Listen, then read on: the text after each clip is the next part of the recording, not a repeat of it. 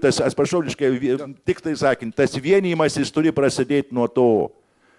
Velnes ir ant manęs tikriausiai prie mano gyvenimą galima surasti ne vieną bėdą. Nu tiesa, kur yra bėda korupcijos?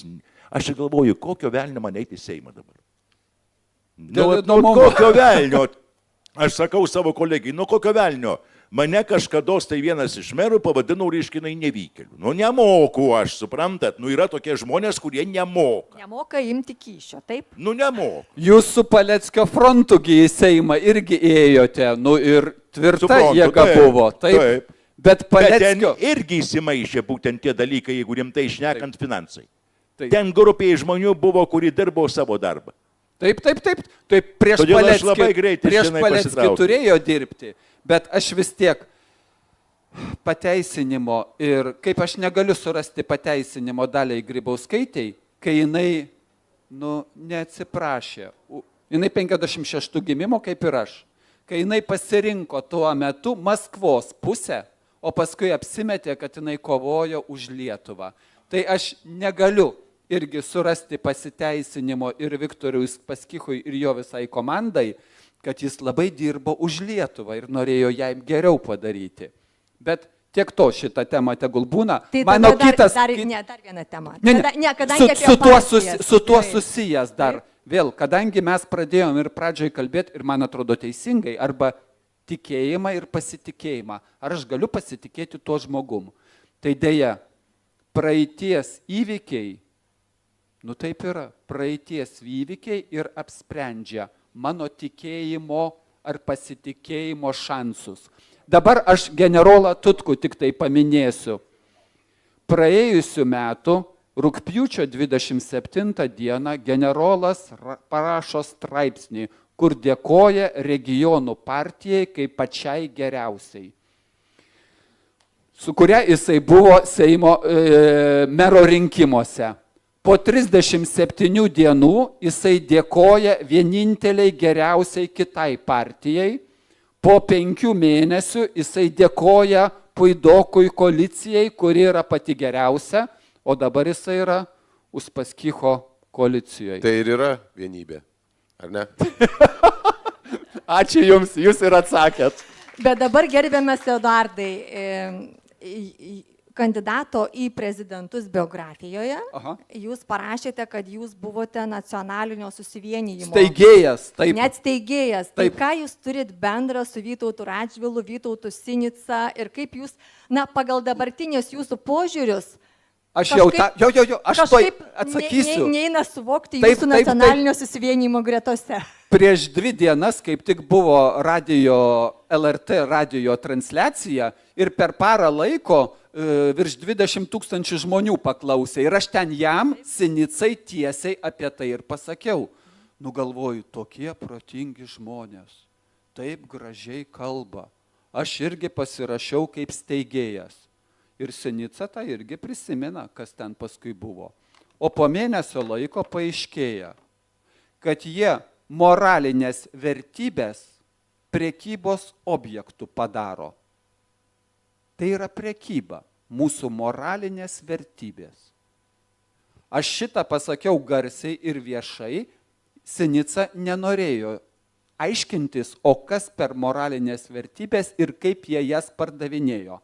Bet buvo dar ir antras klausimas, apie kurį jisai paminėjo, kai aš sakiau, negalima laužyti konstitucijos dėl Amerikos ir JAV, dėl Amerikos ir Lietuvos tarpusavio sutarties, dėl karinės bazės. Negalima. Ir į tai Sinica atsakė, kad čia reikia Lietuvai. Tai sakau, jūs tokie patys sisteminiai. Ir aš taip pat parašiau pareiškimą, aš išeinu iš jūsų. Bet jūs buvot ir darbo partijos sveikatos ministro patarėjas. Jums tada kažkaip darbo partija netrukdė? Prieš 20 metų tikrai taip. Nebuvo nei vienos korupcinės bylos prieš 20 metų. Ir aš įstojau į darbo partiją, nors manęs nieks nesakė įstoti. Aš tiesiog pagalvojau, profesorius Padaiga pakvietė mane būti patarėju. Jis yra partijoje. Ir aš galvoju, jeigu aš būsiu politinio pasitikėjimo pareigūnas, mano suvokimu ir dabar tas suvokimas pasiliko. Man nepadoriai atrodo, kad aš tada neįstoju į tą politinę jėgą. Tada jau buvo Donskio pavyzdys, jis į Europą nuėjo ir vedė į Europą Lietuvos liberalus, neįstojęs į liberalų partiją. Aš savo galvojau, kaip nepadoru taip elgtis. Tai aš užtat pasielgiau, aš įstojau, o paskui tada pasakysiu, kodėl aš išstojau. Nesidalino kyšiais?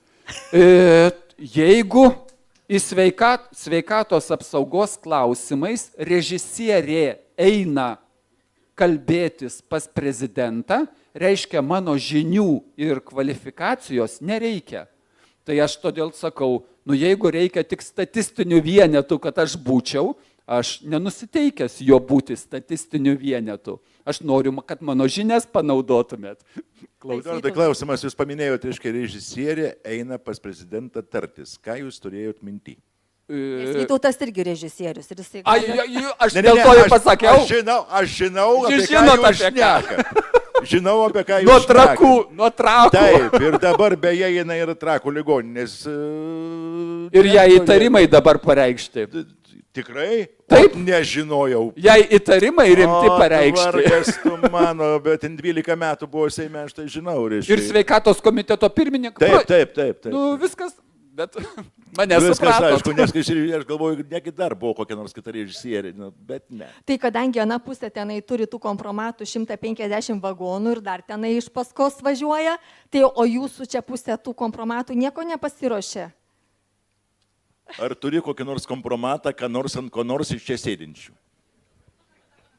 Aš atsakysiu prieš jūs. Čia gerai? ne jums, čia ne jums, čia tai pusė dabar klausiu. Savom ausim, kai klausiau, kai prieš tos 20 metų, kai Uspaskichas kalbėjo, galvoju, jisai drąsiai kalba, bet ir šitas prisidaręs, ir šitas, ir aš tada galvojau, čia mano tokia versija, kaip žmogaus versija, jis turi kompromato Uspaskichas ant visų. Ir jisai tada galvoja, kad ir jam galima taip elgtis, nes anie taip elgėsi. Uspaskichas tiesiai sako, kam pasiskūsti Lietuvoj? Prokuratūra nieko nedaro, teismai nedaro. Kam pasiskūsti? Kam perduoti kompromatą? Žiniasklaida viešinti? Žiniasklaida, kuri, atsiprašau, aš apie jūs nekalbu, taip, o kita nuo 2005 metų atvira. Nuperkama, kita taip, kaip reikia. Taip, tai Erikai. Na, aš labai trumpai atsakysiu, nes mes galėsim prie kito prieiti. Aš manau, kad mūsų taikos koalicijos bendra tokia nuostata yra visai vienybė, kad visi žmonės yra labai geri.